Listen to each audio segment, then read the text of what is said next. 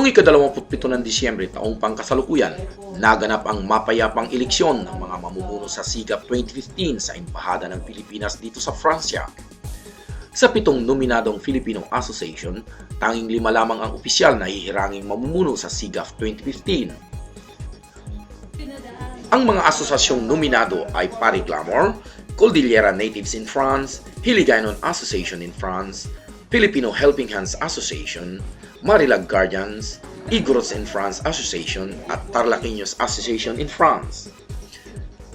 Matapos mabilang ang cast votes, nanguna sa top 5 ang Hiligaynon na nakakuha ng 19 votes, 16 votes naman sa Paris Glamour, 13 sa IFA, 11 sa Cordillera at 10 votes sa Tarlaqueños. Matapos ang closed-door voting ng top 5, hinirang na presidente ang Hiligaynon Association in France, Vice President naman ang Paris Glamour, Treasurer naman ang Tarlaqueños Association in France, Secretary ang Cordillera Natives in France at Property Officers ang Igorot in France Association. Natutuwa at nagpapasalamat naman ang bawat isa sa kanila, lalong-lalo na ang mga nagtiwala sa kanilang asosasyon. First of all, magpapasalamat ako dun sa bumuto ulit sa akin bilang President ng Core Group 2015.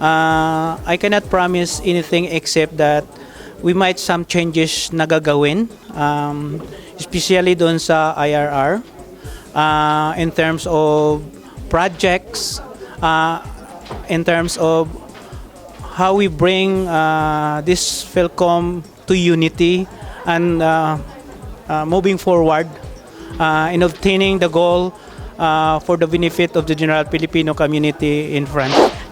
Masayang-masaya po ako at nagpapasalamat at napili po ang Paris Glamour bilang Vice President po ng Filipino Community 2015 at nangangako po kami na bibigay po namin ang full support po namin at serbisyo para po sa Filipino community dito sa Paris. Maraming salamat po.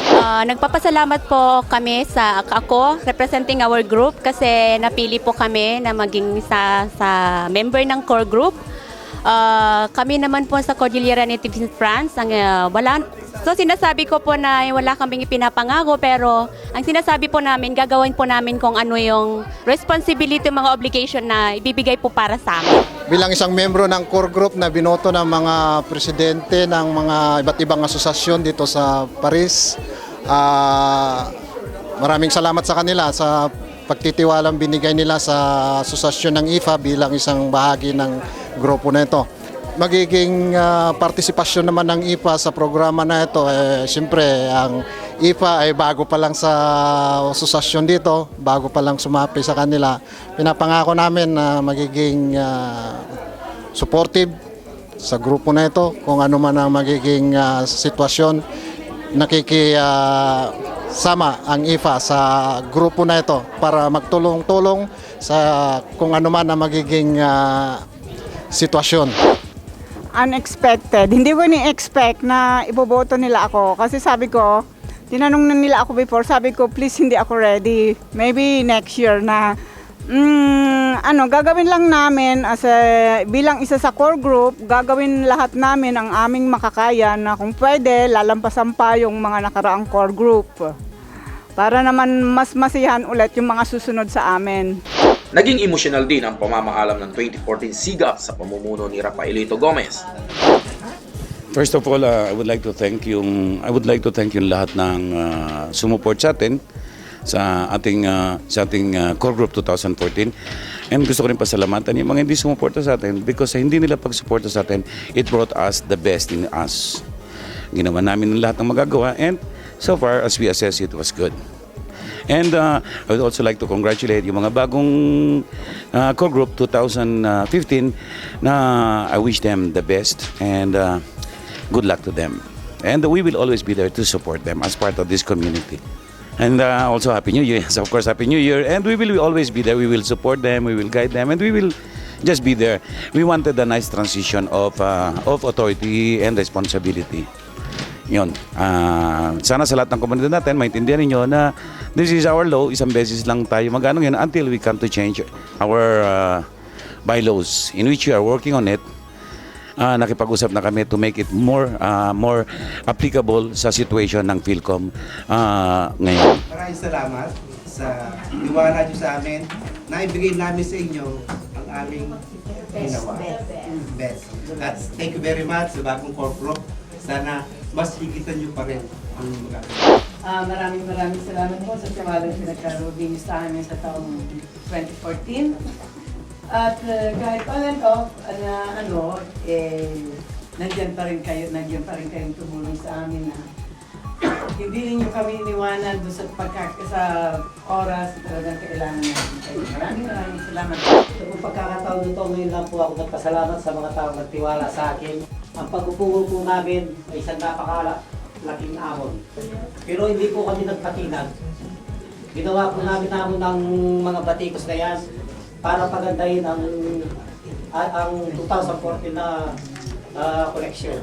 Pero sa nakikita po sa grupo namin, kahit pa minsan may konting hindi pagkakaunawaan, pero inaayos po namin lahat yun. Kaya maraming salamat sa mga kasama kong core na 2014. Ako po ay isa sa mga core group na ako po ang auditor at nasa akin po lahat ng mga user. At sana ang maligaya kong nakikita sa inyong mga mukha, lalo na ngayon, na sana ipagpatuloy ninyo ang isang bagay na nawala sa atin noon, pero na tayo uli ng panibagong tuwid na daan ng core group 2014. Sa parte naman ng imbahada na nangasiwa sa SIGAP 2015 election ay labis ang kanilang pasasalamat dahil sa naging mapayapa ang isinagawang eleksyon. Oo, maganda naman ang naging resulta kasi we tried to be as transparent as we can and we requested everyone na klaro ang ating regulations na yung mga authorized to vote, yun na lang ang dapat bumoto. And ang mga nominees naman are qualified and are clear in what they aim to do for the association and for the community and for the projects with the embassy. We're very happy with the results. And naklaro naman po na sila talaga ang pinili ng ating community.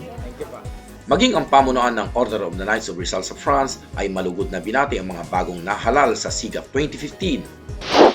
In behalf of the Order of the Knights of Rizal, France area, ay binabati ko ang mga nagwagi sa Core Group 2015 ng Filipino community dito sa Paris, France.